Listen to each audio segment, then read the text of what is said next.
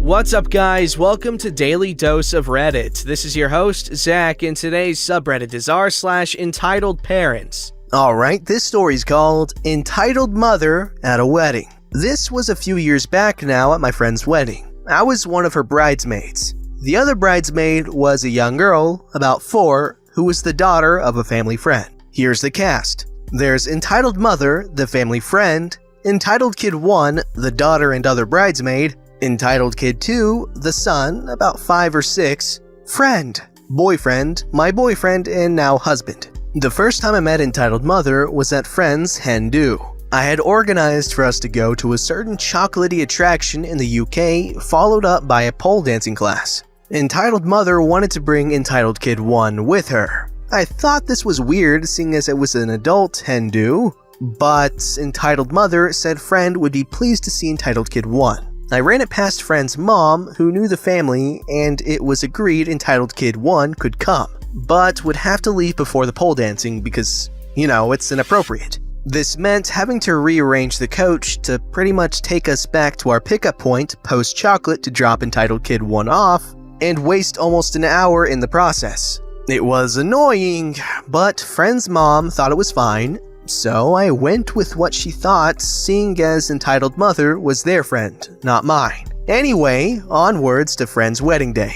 The bridal party are all getting ready in friend's hotel room. Entitled Mom had both Entitled Kid 1 and Entitled Kid 2 with her. They aren't too bratty at this point, just being kids fed up watching adults getting hair and makeup done. Entitled Mother kept sending them over to me to keep them occupied while she chanced a friend. Again, annoying, but not a major problem.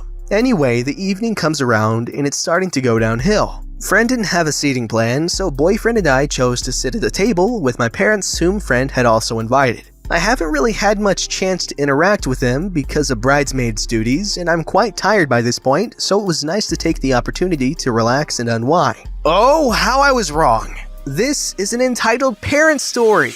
Cue Entitled Mom and her husband deciding to come share the table with us. Both kids are bored while waiting for food/DJ. Entitled Mother and her husband are more interested in getting drunk, so they keep sending the kids back to me. I'm tired and just want to rest for a bit before the dancing starts, but these kids keep dragging me up to play every time I try to take a break. Boyfriend gets up with me to try to help out. Eventually, we get fed up of keep playing with these kids that neither of us really know, so we go stand in the smoking area. Neither me nor boyfriend are smokers, but it was the only way to stop the kids from following us. When we feel we've had enough relief, we head back in.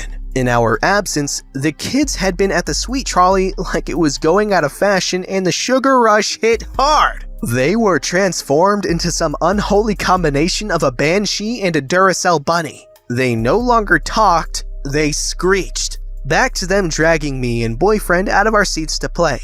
Except now it was like playing with hyper lion cubs. They were wild. I kept looking back to the table with pleading eyes, but Entitled Mother was busy burying her face in her wine glass. My parents were also uncomfortable, but none of us want to make a scene at friend's wedding. Boyfriend and I didn't get many chances to dance together, so we are trying to enjoy ourselves on the dance floor. These little horrors keep dragging us apart. They were now uncontrollable. Entitled Kid 2 is trying to lift up my dress while Entitled Kid 1 was trying to pull it down at the front. This dress was quite revealing and, due to an error with the dressmaker, was a bit too big, so I had to use body tape to make sure I didn't flash people. With Entitled Kid 1 yanking on the front, it hurt. I later had blisters on my mammies, which I can assure you is not pleasant. Boyfriend tries to fend off the horde in an effort to save my dignity. They then round on him and try to pull his trousers down. Remember, Entitled Mother is literally feet away, well aware of what is going on,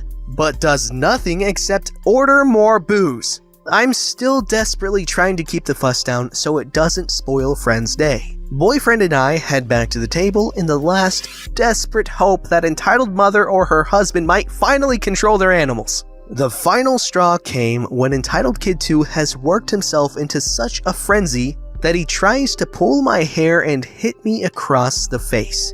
My dad is normally a quiet man, but he had well enough and truly had enough of this circus and simply put his hand across my face and boomed. That's enough! I know it's a social faux pas to tell someone else's children off, but by this point, we were all sick of it. The kids go wide-eyed and scuttle behind Entitled Mother. Entitled Mother shot us a filthy glare, summoned her husband and brood, and promptly left. I also noticed Entitled Mother had written in Friend's guestbook. Normally, people put down congratulations to the new couple, wish them happiness, etc. Nope, Entitled Mother had to make it about them and had written a thank you to Friend for making Entitled Kid 1's big day special. Sure. I later found out from Friend that Entitled Mother had bitterly complained to her about us, to which Friend said, "She was my bridesmaid, not your free babysitter. What did you expect?" Okay, oh my gosh. Alright, children at weddings.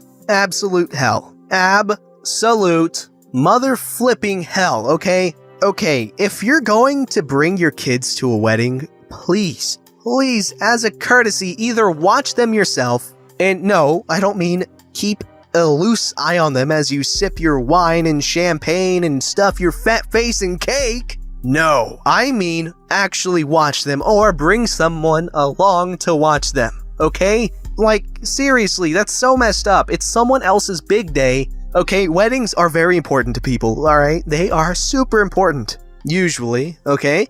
Do not ruin it with your bratty kids, okay? And this is coming from someone who wants kids eventually. Just don't ruin things for people because you're too lazy to watch them. Or too stingy with your money to pay someone to watch them for you.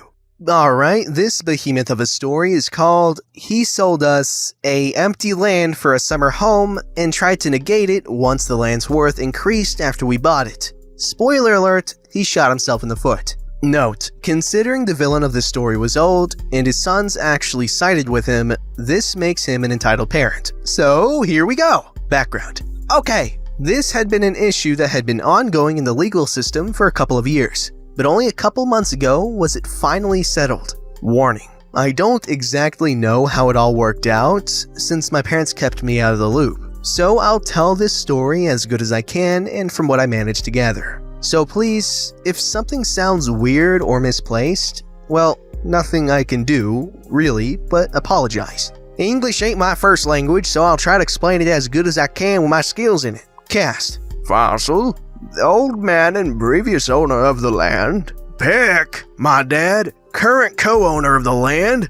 Fake name, obviously. Junior, dad's friend, neighbor, and co-owner of the land. Story. Before we can go any further, I just want to explain what I meant above about co-owning the land. Peck and Junior bought the land together. I don't remember how much it cost them, but they each paid half of the money, so they both co-owned the land. The land was quite spacious, so there was enough area to build 2 walls to divide the houses and each side create their own house, garden, etc, etc. I hope I'm explaining this well.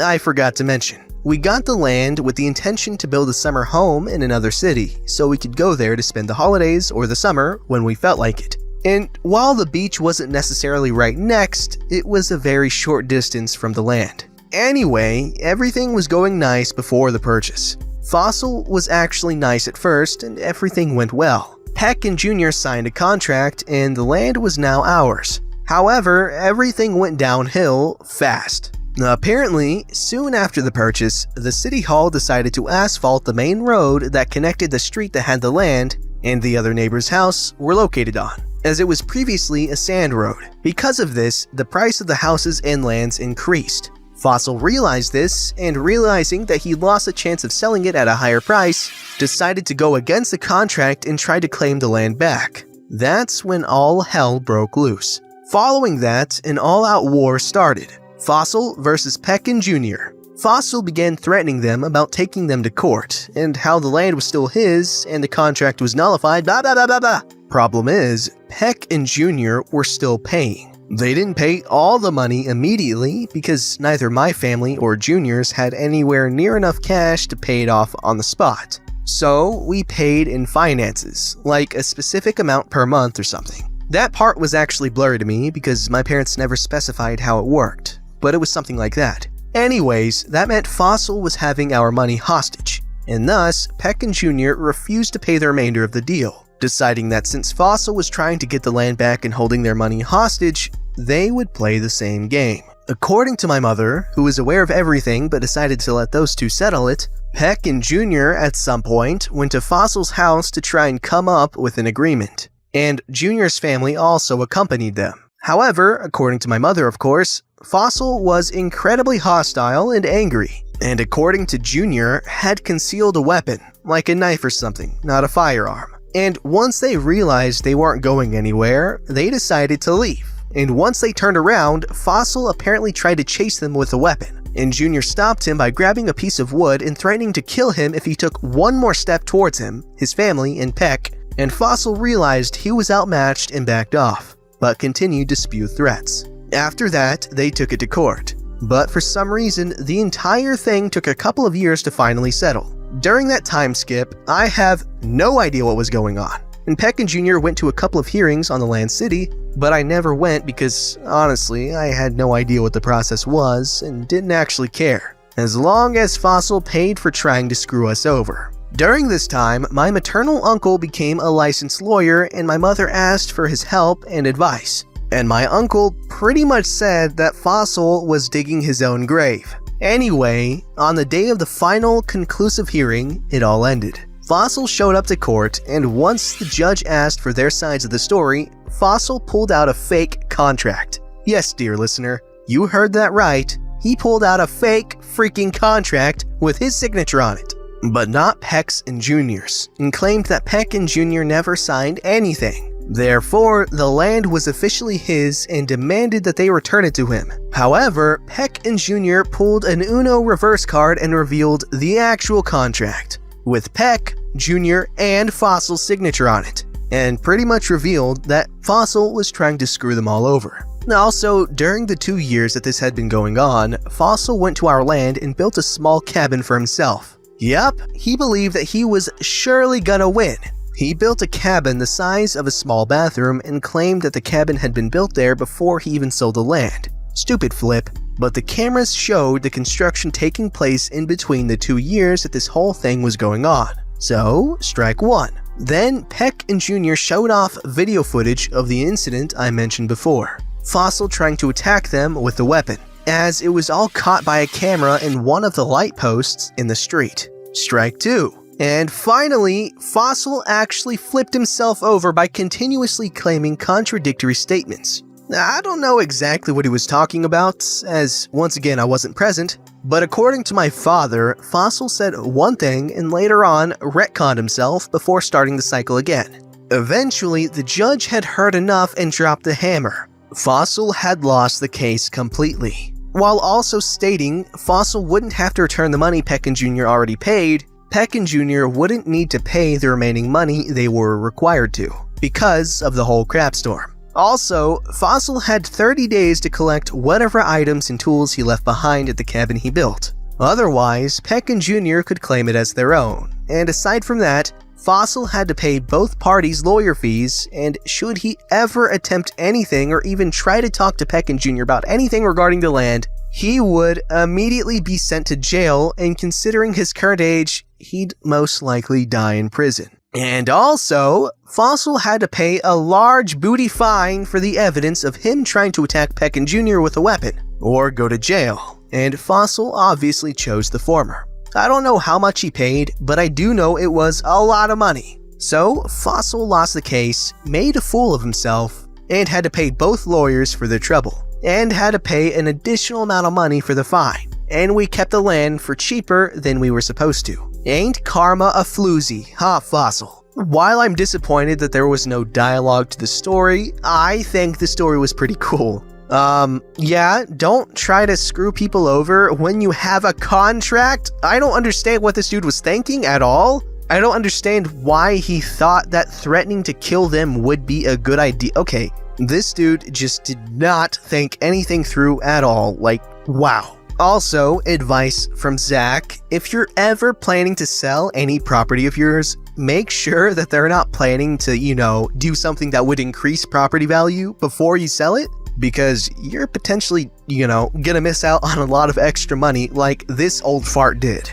This story's called Entitled Kid Unplugs My Controller in Super Smash Bros. Melee Tournament because he didn't like who I played. Entitled Dad agrees and tries to kick everyone out by calling the owner. Smash Stories 4. Long title aside, let's start the story. About 6 months ago, I was waiting my turn to play when a couple of times I hear him complain to his dad about the graphics or something are bad and how he didn't like the controllers and the TV's too big or something yada yada yada. I had hoped I wouldn't be against him, and I was right. For the first round. Turns out the guy left and he automatically won. This got him incredibly overconfident. He started talking crap real quick. Here's the cast. Entitled Kid. Entitled Dad. Commentator. Building Manager. You're going down. I'm gonna beat you. I scared the other guy away. I'm gonna beat the heck out of you. I don't know if you care, but the Entitled Kid was 11 or 12. Okay, buddy. Good luck. I don't need luck. I'm the best. The match proceeds and we get to the game. He must not have been paying attention to who I picked.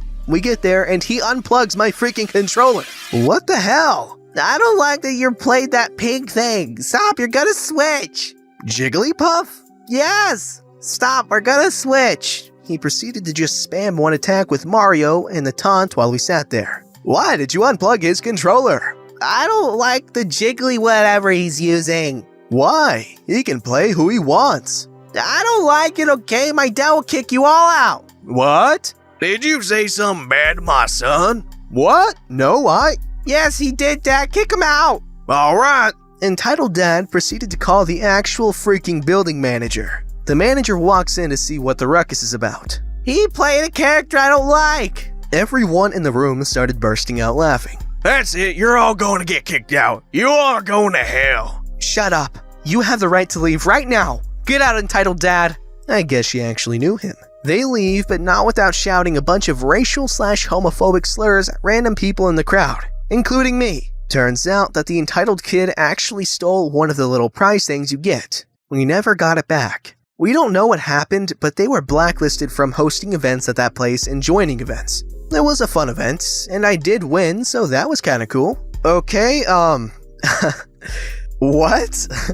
This story's called Entitled Mom Screams at Me Because I Was in the Bathroom While She and Her Kid Wanted to Use It. Hello everyone! I'll just get into it. Here's the cast. There's me, Entitled Miscreant, Mom, Little Boy. This was a few months ago at a health club with the public pool. There is a unisex bathroom over by the lobby and locker rooms down the hall. So I was sitting in the unisex bathroom, having a bowel movement, and I chose that bathroom because it's nearest to the exit and I was planning to leave right after. There's a bang on the door. Occupied. Another bang on the door. I didn't think whoever was banging heard me the first time, so I said a bit louder, "In here!" More loud banging. "Get out! I need to get in!"